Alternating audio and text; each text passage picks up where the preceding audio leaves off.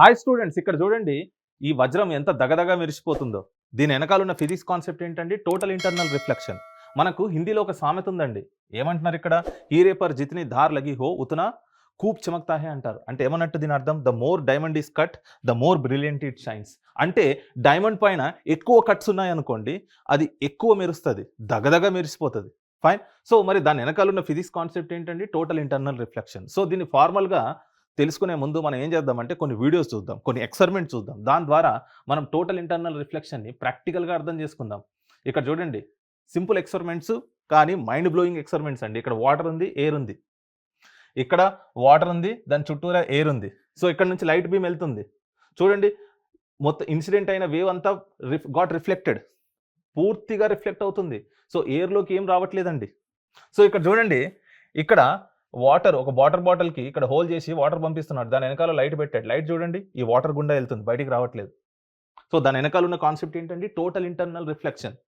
So angle కూడా important. ఇక్కడ మీరు యాంగిల్ మారుస్తున్నారు అనుకోండి, ఇక్కడ కూడా మారుతుంది. ఫైన్. సో ఇక్కడ మనం అబ్జర్వ్ చేసింది ఏంటంటే water, air. Water is density, water density ఎక్కువ, ఎయిర్ డెన్సిటీ తక్కువ. సో డెన్సిటీ ఉంది, లైట్ ఉంది, యాంగిల్ ఉంది. సో ఇక్కడ కూడా వాటర్ డెన్సిటీ, దాని చుట్టూరా ఎయిర్ ఉంది, లైట్ ఉంది, యాంగిల్ ఉంది. ఫైన్. సో ఇవన్నీ విషయాలు గుర్తుపెట్టుకోండి. ఇప్పుడు మనం ఫార్మల్గా చూద్దాం. So there is what is called total internal reflection. Total internal reflection అంటే ఏంటంటే, జనరల్గా వేవ్ అనేది రేరర్ టు డెన్సర్ వెళ్ళింది అనుకోండి, ట్రాన్స్మిటెడ్ వేవ్ ఏమవుతుందండి? It will going to bend towards the normal. అదే డెన్సర్ టు రేరర్ వెళ్తే అవే ఫ్రమ్ ద నార్మల్ కదా. సో ఇక్కడ వాటర్ తీసుకున్నాను, ఎయిర్ తీసుకున్నాను. డెన్సర్ టు రేరర్, లేకుంటే గ్లాస్ తీసుకోండి, ఎయిర్ తీసుకోండి, ఏదైనా అవ్వచ్చు. సో ఇక్కడ వేవ్ ఇన్సిడెంట్ అయింది అనుకోండి, so it will going to bend away from the normal. అది ఇంకా కొద్దిగా యాంగిల్ పెంచాను అనుకోండి, ఇంకా బెండ్ అవుతుంది. ఇంకా కొంచెం యాంగిల్ పెంచాను అనుకోండి, ఇన్సిడెంట్ వేవ్ పూర్తిగా ఏ మీడియం నుంచి వచ్చిందో ఆ మీడియంలోకి రిఫ్లెక్ట్ అవుతుంది. దీన్ని ఏమంటారు? టోటల్ ఇంటర్నల్ రిఫ్లెక్షన్ అంటారు. సో ఒక క్రిటికల్ పాయింట్ ఉందండి. అక్కడ ట్రాన్స్మిటెడ్ యాంగిల్ ఆఫ్ రిఫ్లెక్షన్ ఎంత అవుతుంది? 90 degrees. దానికన్నా ఇంకెక్కువ వెళ్తే పూర్తిగా ఇన్సిడెంట్ అయిన వేవ్ దాని లోకల్కి సేమ్ మీడియంలోకి రిఫ్లెక్ట్ అయిపోద్ది. ఫైన్. సో ఇక్కడ చూడండి,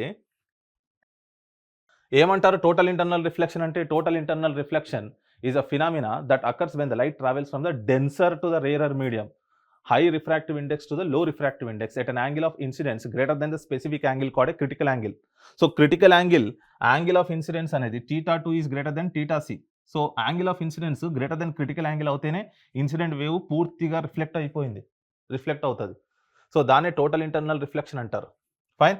ఇంకా చూడండి, సో ఏమవ్వాలండి? Denser to less dense medium when the light moves from medium with the high refractive index like a water or a glass to the one with the lower refractive index like a air, it bends away from the normal at the interface.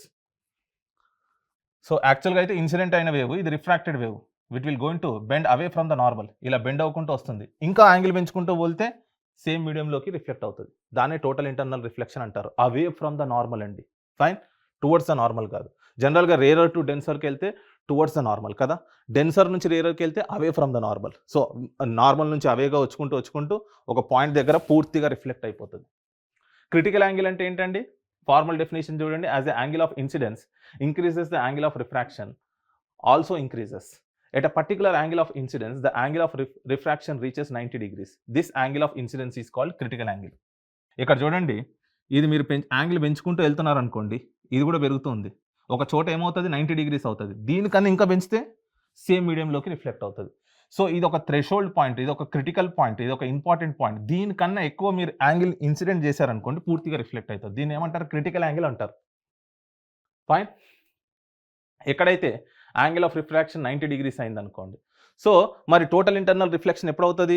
ఆ angle of incidence అనేది greater than critical angle అవ్వాలి. ఇంకా పెంచితే అప్పుడు wave పూర్తిగా దాంట్లోకి reflect అవుతుంది. ఎలాగైతే ఇన్సిడెంట్ అయిన బీము గ్లాస్లోకి రిఫ్లెక్ట్ అయిందో. So if the angle of incidence exceeds the critical angle, the light ray completely reflected back into the denser medium. No light is transmitted into the less dense medium. చూడండి ఇక్కడ. So దీనికన్నా పెంచితే ఏమైంది? పూర్తిగా దీనిలోకి reflect అయిపోయింది. ఇక్కడ ఏముండదండి. ఫైన్. సో మరి క్రిటికల్ యాంగిల్ ఫార్ములా గుర్తుపెట్టుకోవాలండి ఎగ్జామ్కి. క్రిటికల్ యాంగిల్ ఫార్ములా ఏంటండి? సో ఇన్సిడెంట్ అయిన యాంగిల్ దానికన్నా ఎక్కువ ఉండాలి. సో మరి ఎంత అండి? sin θc is equal to n2/n1, where n2 is a refractive index of the less dense medium, n1 is the refractive index of the denser medium. Fine. మన ఎగ్జాంపుల్లో n1 అంటే ఏంటంటే it is refractive index of the water, N2 అంటే refractive index of the air. Fine. Okay. So ఇక్కడ ఈ total internal రిఫ్లెక్షన్స్‌కి చాలా applications ఉన్నాయి. So జనరల్‌గా ఇక్కడ నేను డైమండ్‌తో మొదలుపెట్టాను కదా! డైమండ్‌లో వేవ్ ఇట్లా ఇన్సిడెంట్ అయ్యి లైట్ అనేది కొద్దిగా లోపల ఇన్సిడెంట్ అయిందనుకోండి. సో డైమండ్ పైన ఎక్కువ కట్స్ చేశాం కదా! ఎక్కువ కట్ చేస్తే ఎక్కువ సర్ఫేసెస్ ఉంటాయి. సో ఇక్కడ డైమండ్ అనేది డెన్సర్ మీడియము. బయట ఎయిర్ అనేది లో డెన్సర్ మీడియం. సో ఇలా వేవ్ ఇన్సిడెంట్ అవుతుంది, రిఫ్లెక్ట్ అవుతుంది. ఇన్సిడెంట్ అవుతుంది, రిఫ్లెక్ట్ అవుతుంది. దాని లోపలనే ఏమవుతదండి? ఆ లైట్ అనేది మల్టిపుల్ టోటల్ ఇంటర్నల్ రిఫ్లెక్షన్ తీసుకుంటది. తీసుకొని అది ఎక్కువ కట్స్ ఉన్నాయనుకోండి, స్మూత్ ఉంటే ఒకటేసారి రిఫ్లెక్ట్ అవుతది. అలా కాకుండా ఎక్కువ కట్స్ ఉన్నాయనుకోండి ఏమవుతదండి? మల్టిపుల్ రిఫ్లెక్షన్స్ అవుతది. అలా మల్టిపుల్ రిఫ్లెక్షన్స్ అవ్వడం వల్ల లైట్ బ్రైట్‌నెస్ అది దగదగ మెరిసిపోతది.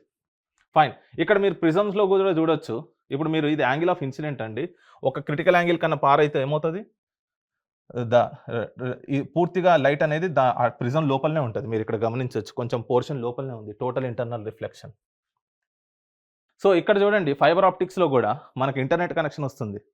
ఫైబర్ ఆప్టిక్స్‌లో గూడా దాంట్లో కోర్ క్లాడింగ్ అని ఉంటది. దాంట్లో గూడా లైట్ అనేది ఒక చోట నుంచి ఇంకో చోటకెలా మల్టిపుల్ రిఫ్లెక్షన్ తీసుకుంటది. టోటల్ ఇంటర్నల్ రిఫ్లెక్షన్ ద్వారా. సో మిరేజ్ అండి. ఎండమావులు అంటారు తెలుగులో. మీరు వేసవి కాలంలో మీరు హైవే మీద ఎళ్తుంటే మీరు ఇవి గమనించొచ్చు. ఇక్కడ చూడండి. ఇక్కడ హాట్ ఎయిర్ ఉంది.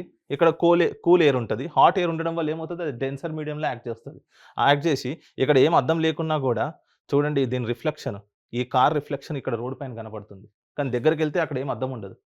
అలాగే డెజర్ట్‌లో గూడా, ఎడారుల్లో గూడా అక్కడ వాటర్ ఉన్నట్టు కనిపిస్తది. కానీ ఎళ్లి చూస్తే ఉండవు. దీన్ని ఎండమావులు అంటారు. ఫైన్. సో ఇలా మనము కొన్ని ఎగ్జాంపుల్ తీసుకొని ఇలా ఫిజిక్స్ కాన్సెప్ట్స్‌ని అర్థం చేసుకుంటే physics will become fun and physics also will become a common sense. అందుకే నేనేమంటానంటే physics is everywhere. Hope you would have enjoyed this lecture. ఇలాంటి మరిన్ని వీడియోస్ కోసం like, share and subscribe. Thank you.